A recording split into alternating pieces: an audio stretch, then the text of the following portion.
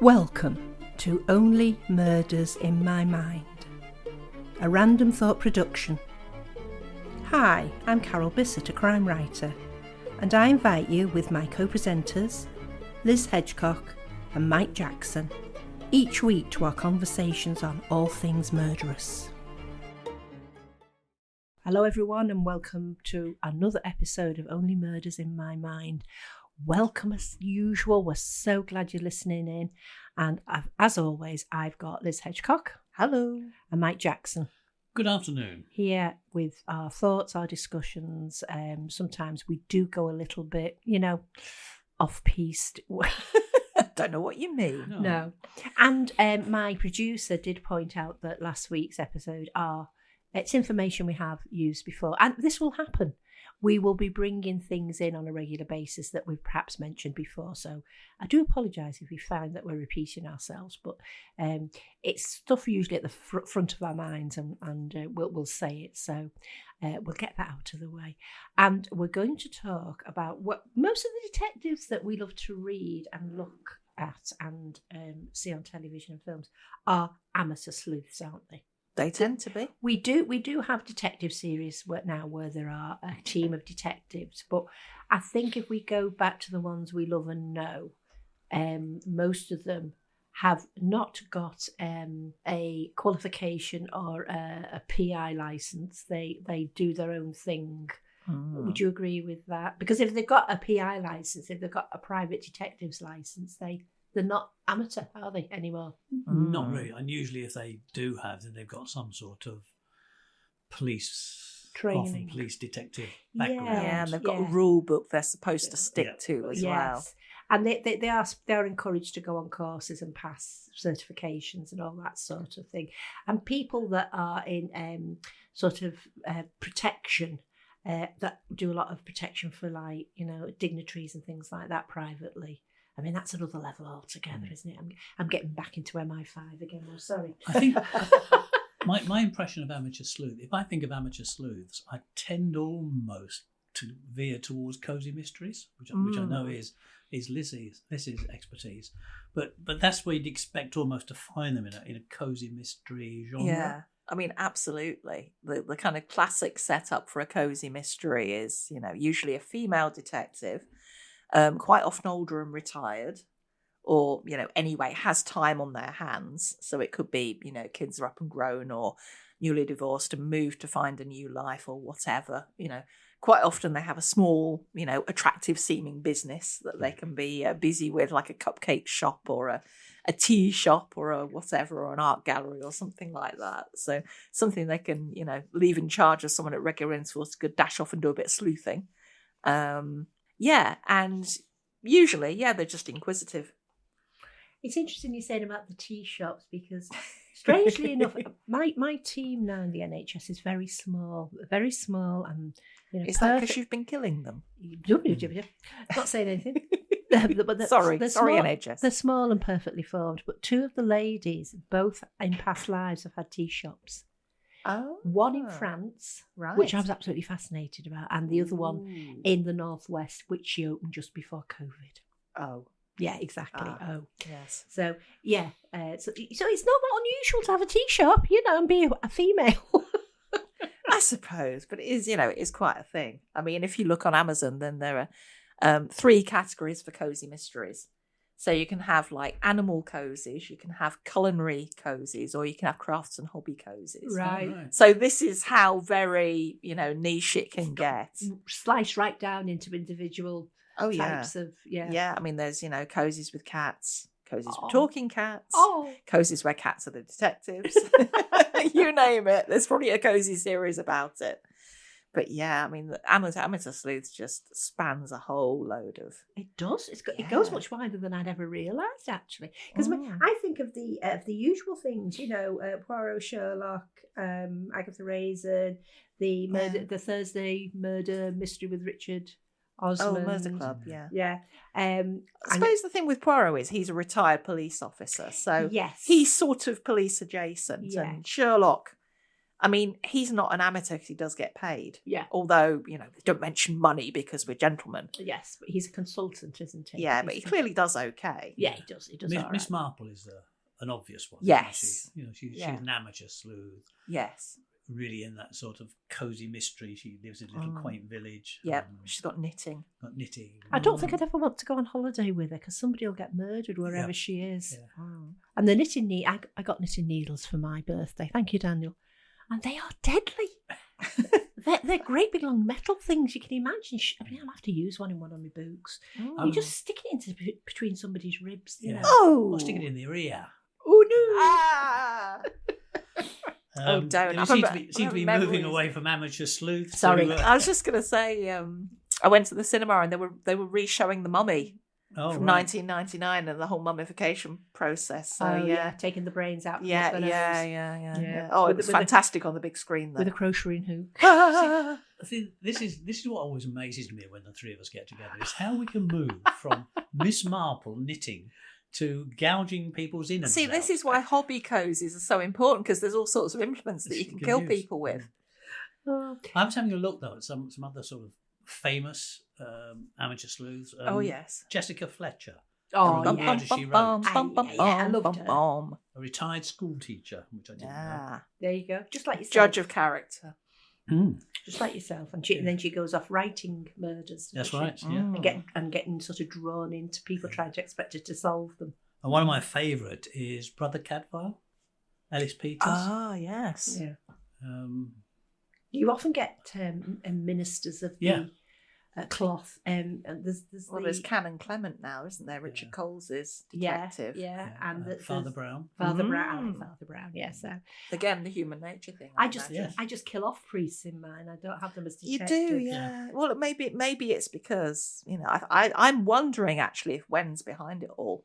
Because all these priests who could be, clearing up all the crimes and doing her job, she's got to safeguard her position. That could be true, yeah. I'm not saying. Shock reveal in the last book of the series. When you think all those people we mentioned, Father Brown, Miss Marple, Cadfael, they're all people watchers, aren't they? Yes. But aren't you, Mike? I mean, you're a writer. Aren't you a people watcher? You're a coffee shop listener, I'm a coffee shop listener. And, I do enjoy listening and watching people.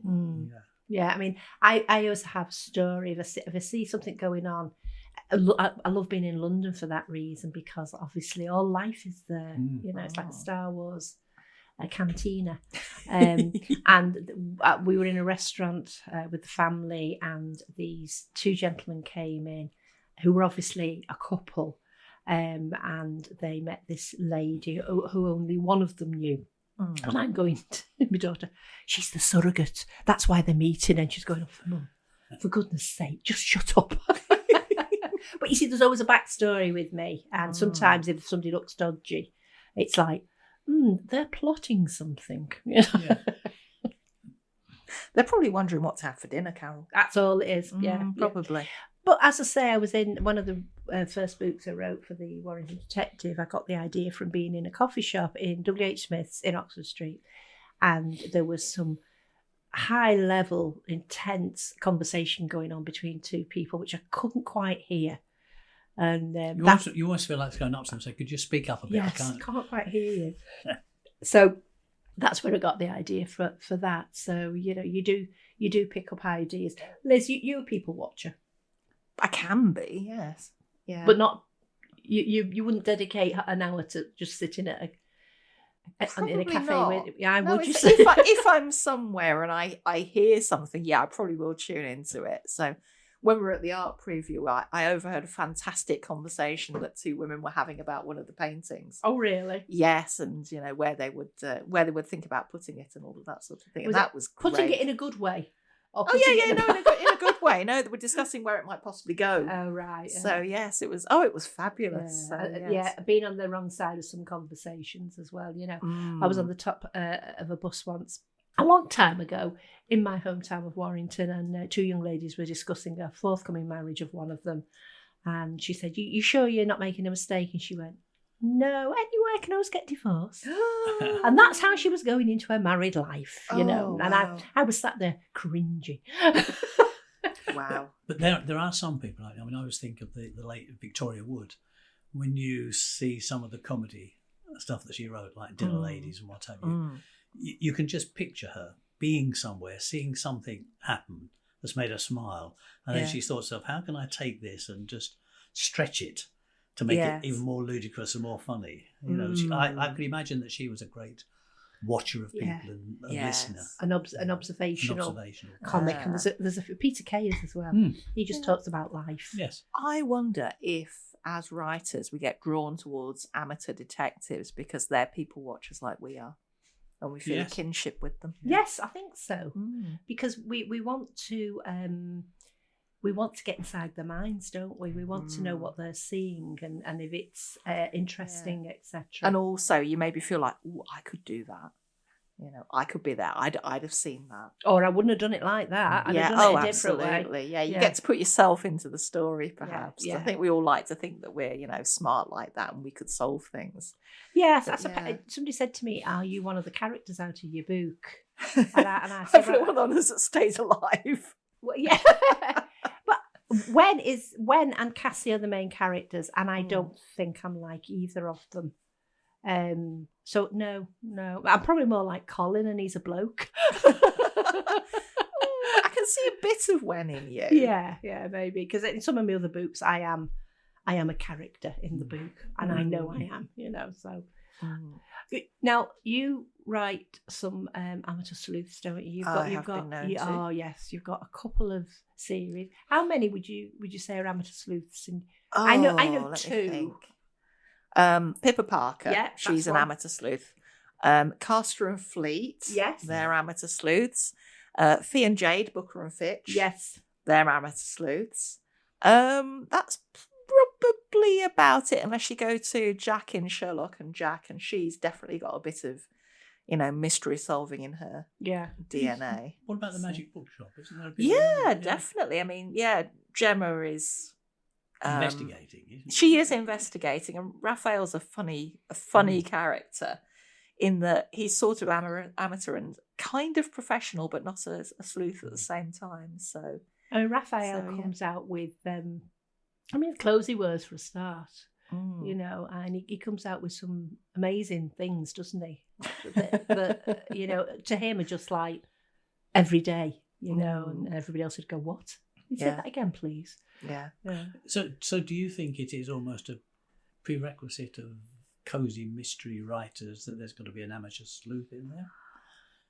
Pretty much, because I suppose the thing is you don't want to get necessarily tangled up with police procedure. No. And I think part of the charm of it is they can do things their own way, and maybe they get a helping hand from the police, or maybe they don't. Maybe they're actively told, do not get involved. And of course they do, because they're nosy people. Yeah. I suppose it makes sense, doesn't it? Because Midsummer would be a very boring place if it wasn't for the murders. It might be a nice place to live, though. Would you want to go live there? Would you want to read about it? That's another question altogether. I mean, if you think you're Pippa at the playgroup, for example, there'd be no story there if it was just about Pippa and a playgroup. No, there wouldn't be much of a story. Somebody gets killed halfway through. And that's the thing that kind of pulls her into the group. And the thing is, she gets involved because she's one of the people who was there.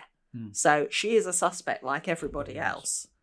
So, so in a sense, she has to get pulled into it. And that is part of the challenge. Amateur sleuths, there's generally police about. So it's like, why don't they just leave it to the police? And there's got to be a reason why they get into it. I mean, Jade and Fee, they're both on the boat when the first murder victim drops dead, keels over. So it's like, well, obviously, there's some implication there. Not saying necessarily did, but you were there. So, you're automatically a person of interest, let's say. So they've got to get into it to clear their names. I was going to say in the Agatha Raisin books, she does end up being a qualified detective, but the first lot, she's been told constantly by the police not to interfere. And the reason that they let her get away with things is because she can go and do things they can't. Yeah, she will break into a house and look for clues, and I think that's quite a common thread with Yeah. amateur sleuths. Because they're freer than Yes. the police. They have different powers because the police can go in and they can search places and they can do this and they do that by the law, but there's lots that they can't do. Yeah. But Yeah. but at the same time, some of the things that the amateur sleuths do, like maybe breaking into a house because the police can't, probably is something that the normal person wouldn't do. No. Anyway. No. You know, so that there has to be that little bit of Yeah. they've got to be different. You know, Yeah, well, it's because also that thing of they're not going in with a uniform on. yes, You know, they're not overtly, screaming, I want to know all about you and how you got involved in this. you know. Taser. No, they're not No. doing that, are No, they? not in my books, they're not, no. Rushing in going, oh, please. Mm. Quite frightening. because Yeah. when I was looking at amateur sleuths, Yeah. one of the things that does come up is the fact that it's the settings. Yes. Quite often, it's a small town or a village. Yeah. Historical settings, which takes us back to Cadfael. Yeah. Literary and artistic circles. Mm. Many amateur sleuths are depicted as being part of literary or artistic circles. There you go. It's that hobbies again, crafts and hobbies. You hobbies, see, this yeah. is very, very, very cosy. Yeah. Care Home, which is obviously Richard Osmond. Yes. I mean, he struck gold there, didn't he? Because Mm. I'm not saying nobody had done that before, as in a care home, but it's the way he's Well, constructed it. It's not so much a care home, is it? It's more a kind of a retirement community. It is. So, It is. And there's a again, it's that difference. little closed environment, and it's very nice there. They've all got flats or little, very small, they've like got bungalows. nice little flats, and they've got meeting rooms they can go to, Yeah. and you can have wine when you're at the Yeah. murder club Is meetings. that and a prerequisite then, do you think? Because, going what back wine? Oh, absolutely. No, Yes. no. but you need that close community, like as you were saying, Pippa Parker and that small village, Mm. Richard Osmond and his care home. Would an amateur sleuth? I think it helps. Yeah. Would they survive if it was a big city like London?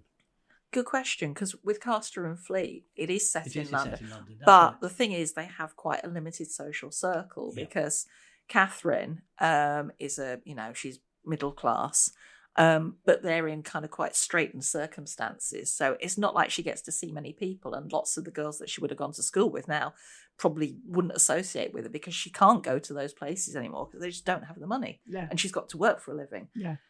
Connie is restricted in a different way in that, she's probably of a similar social class, but her parents have money. She's been presented to the Queen. She was a debutante. Her sister's just, on the verge of coming out as a debutante too. So, there'll be a very small social circle that she'll mix with, and also because they're not made of money, an awful lot of the budget is going towards bringing her sister out as a debutante. So there's not like loads of spare cash for Connie to be floating around town all the time. So she's got her own little bit of London that she Yeah. hangs out in. And that's where she investigates, is it? In that smaller area. Well, it's funny when they, at one point they're chasing someone in a cab and they're both like, we don't know where we are. Yeah. they're scary, they're that. out of their world. Yeah, so- you're out of your comfort zone. Isn't yeah. But I know one of your books, Liz, Mm. and sorry, but I can't. Maisie. Maisie on the boat. Frobisher. Yes, on the all line. at sea. Yes. Again, it's an enclosed space, isn't it? It's a limited crowd of people. Yeah, and it's that little world idea. Little world yes, idea. you can set up so many suspects, can't you? Yeah. When you, Yeah. especially when they can't get off. It's like being on an island, isn't it? And Mm. you can't get off, sort of thing. It's Yeah. quite scary because we Yeah. don't know who killed them. So, what do you think of the qualities of a good amateur sleuth? I mean, nosiness, I assume. Yes, not taking no for an answer. Mm. Going, as I say, where they shouldn't probably Yeah. go. And there probably has to be at least one occasion where one of them goes too far. Yeah, Hmm. yeah, and either end up hurt, in danger, or arrested. Yeah. Mm. That sort of thing. But Yes. Do yeah. they need to have some sort of link, however tenuous it might be, with the police? I think it helps. Either with a particular police. Because otherwise, how are they going to beat the police? Yeah, I'm thinking of Father Brown. Yes. The inspector in Father Brown is always telling Father Brown, keep out of it. Yeah, he says he hates him, doesn't Yeah, he? he never does, but he's always there at the end to arrest the criminal. And I remember watching a Miss Marple once where she said to one of the detectives on the scene, "Oh, go and see Chief Superintendent so and so and mention my name." Was it Battle? That could have been, yeah. And he went, yeah, okay, sort of thing. And he Yeah. went away and mentioned it to somebody, and they said, you've got to listen to her. Yeah. You know, I mean, that's the thing with Miss Marple. She's not of the police, but she is known and respected by the police. Yeah. So she's got that backup when she needs it. yeah. Because let's face it, she's not going to be going and strong-arming anybody. No. No, So, but that's what I love about her character. It's probably because I'm getting being a little old lady myself now with the knitting needles. I've got the knitting needles. And it's the way she just sits there, nobody takes any notice of her, and then she'll just ask a question out the blue that seems so innocent, you know, and people talk to her because they trust her, you know. I think also one of the characteristics of these amateur sleuths is that they remember things. You know, Usually, you know, it's unless something conveniently drives it out of their head and they pick it up later, and I'm mentioning no names here. But quite often they do, don't they? You Yeah. know, oh, well, I remember when she used to work. Oh, for Miss such and Marple such. is an absolute, excellent, you know. yeah. Or I remember a housemaid who was just like Okay, that. yeah. Yes, terrible fibber. Yes, and her marmalade was really lumpy. Yeah. Well, there you go, and that was the key to the mystery. But I would like Liz to read something out from one of her Oh. cozy murders. Oh. Which one would you like I'm to? going to go for a bit of Castor and Fleet, and ironically, it's a bit where Connie kind of not exactly turns professional, but I think she kind of realises where she's been going wrong during the book, because Connie is quite shy at the beginning, quite self-effacing, and I think she feels she has to do everything by the book and behave properly, and you know, she has to play fair and all of that stuff. The way she's And been brought up. something like that. She's you know, she's had to be a good girl. Yeah. And it's really getting towards the end of the book here, and they need to get this person. They absolutely have to get them, because otherwise, you know, bad things are going to happen, clearly. And this is the point when she realises. So they're kind of chasing. I smacked my forehead. How could I have been so stupid? Treadwell, I shouted. Yes, ma'am, came the stoic reply. Stop at the next telegraph office, please. I have an urgent message to send. Yes, ma'am, and the carriage quickened pace. What is it, Connie? Asked Catherine, frowning. We have to move quickly, I said. That doctor, if he is a doctor, knows that we're on to him and that we know the situation. He also knows my name, Catherine gasped. I know, I'm an idiot. I turned to Mr. King, and I'm sorry for doubting you. He made it seem so plausible. You're not stupid at all. He was very convincing, said Mr. King. What are we going to do now? I'm going to do what I should have done ages ago if I'd been brave enough, I said. I'm going to pull rank. My first wire was to our family doctor. Medical opinion required, re lady imprisoned by servants, said to be insane. Imperative remove her to safe place. We'll send carriage with Lamont coat of arms to fetch you in next hour. Do not board any other carriage. Regards, Connie Swift. My next wire was to a man who had terrified me up to the age of about 12, when I had finally realised that he wasn't really going to put me in prison for swinging my legs on my chair. Chief Inspector Barnes was a red-faced man with bushy side whiskers and a half-assumed air of ferocity. He had also been at school with Father, and was one of the few guests that Father actually sought out at dinner parties. Dear Chief Inspector, I need you to scare someone else this time. A Miss Gregory is being imprisoned and drugged in her own home by servants. Need help to release her. We'll send carriage with Lamont coat of arms to fetch you in next hour. Board no other carriage. Regards, Connie Swift. P.S. Promise not to swing legs on chair. I handed the forms in and slid my shillings across the counter. More money spent. I hoped fervently that this time we would succeed. This felt like my last chance. What now? Asked Catherine. We'll take Albert home and get him patched up, I said. Albert smiled feebly. Wish I could join you. Think I'd be more of a liability, though. It isn't your fault, I said. I'm sorry you got hurt. I leaned down and kissed his forehead, as far from the wound as I could. His eyes sprang open. Well, he said, maybe this isn't so bad after all. When you've quite finished, said Catherine, nudging me, would you care to explain the plan? Of course, I said. Here's how it goes. Thank you so much. Yeah, so she... And it goes what we were saying, you know, that there's that link there with the police. Yes, she finally decides, you know what, I'm going to use all these contacts I have, that because I've been, you know, being like, we have to solve this ourselves. Yes. You know, and she finally thinks, no, I have to pull in all the help I can.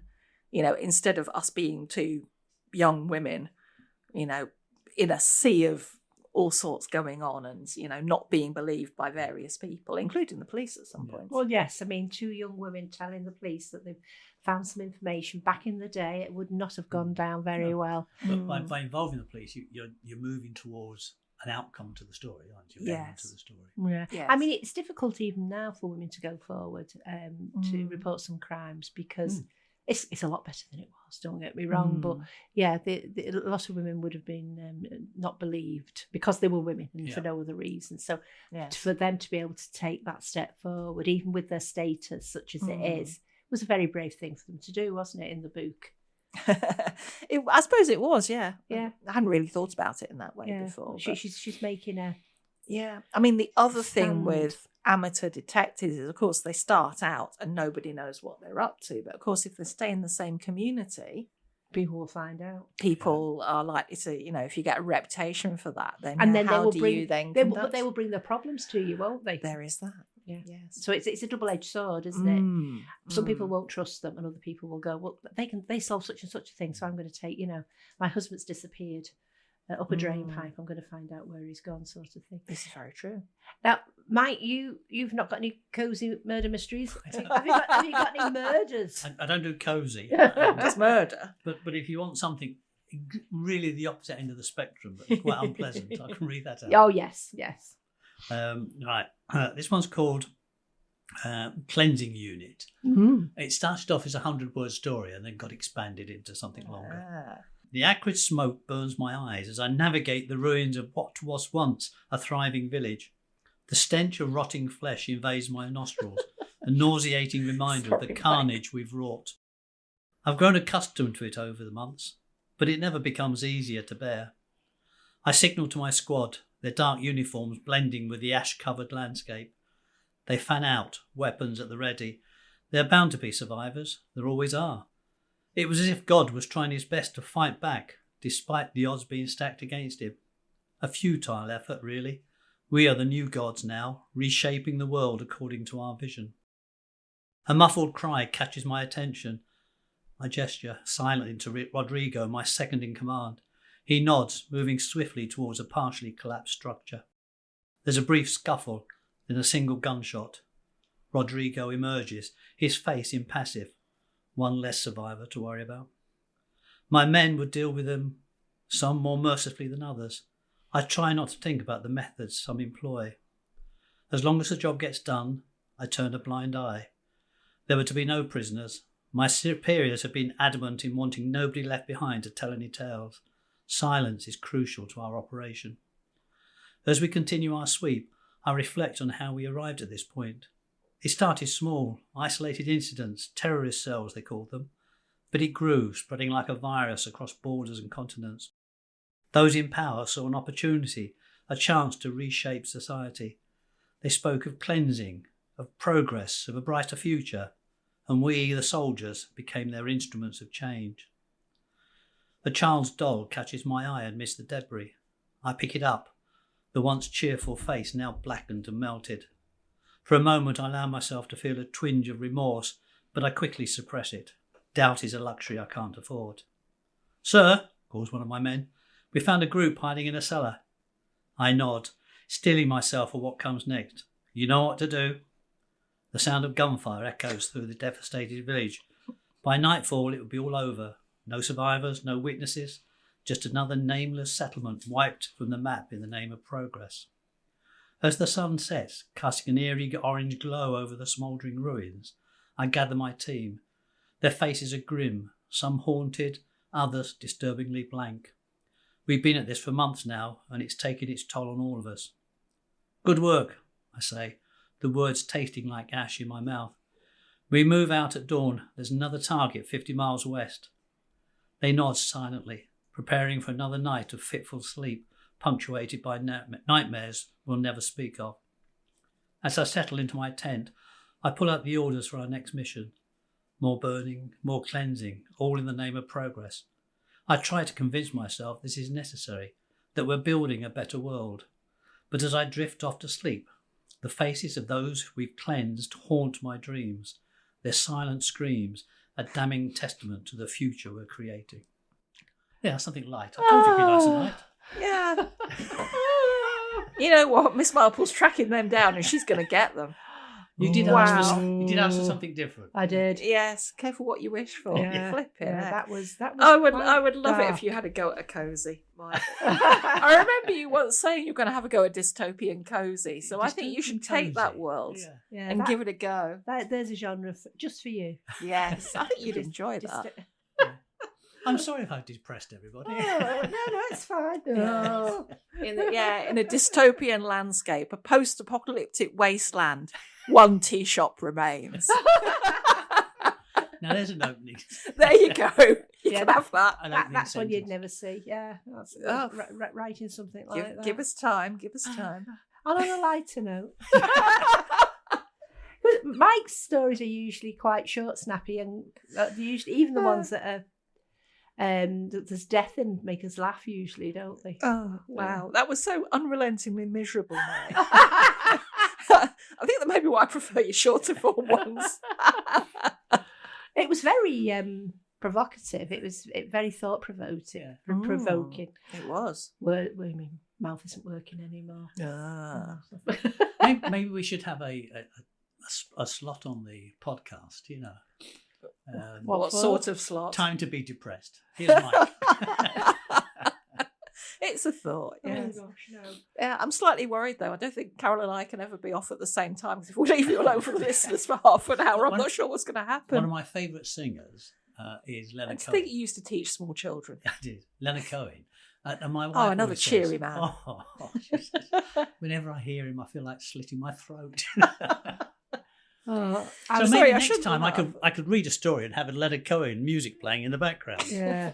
I've just Why not? There was a group that I can't remember the name of them now, and that I always wanted to get the razor blades out when I listened to them. The podcast numbers might just fall dramatically. Possibly. No, yes. they won't. I think I'm gonna stop now before we get. I've got no. No, you're not. No, you've not. So yeah, it's that time again. I hope you've enjoyed our little rant and With a slight foray into Yes, yes. horror at the end. and I do apologise if us going off on tangents annoys you, but that's just what If we they're do. still here, I assume it's okay. Yeah, you would have gone now. You wouldn't be listening to us Yeah, anymore, yeah. would you? So, so if you just press, sort of record, receive, like, press the bell, all those sort of things. It will. Have you noticed Carol's becoming more and more an expert on YouTube? Press the ringy thing. Press the ringy thing, yeah. So I'm not a bit technical. That's why we've got our producer sat in the other room. Who's cringing, by the way. So yes. So until next time, thank you for listening. You have been listening to Only Murders in My Mind, a Random Thought production, produced by John Bissett. The music in Peril was composed and recorded by OM Studio Strings.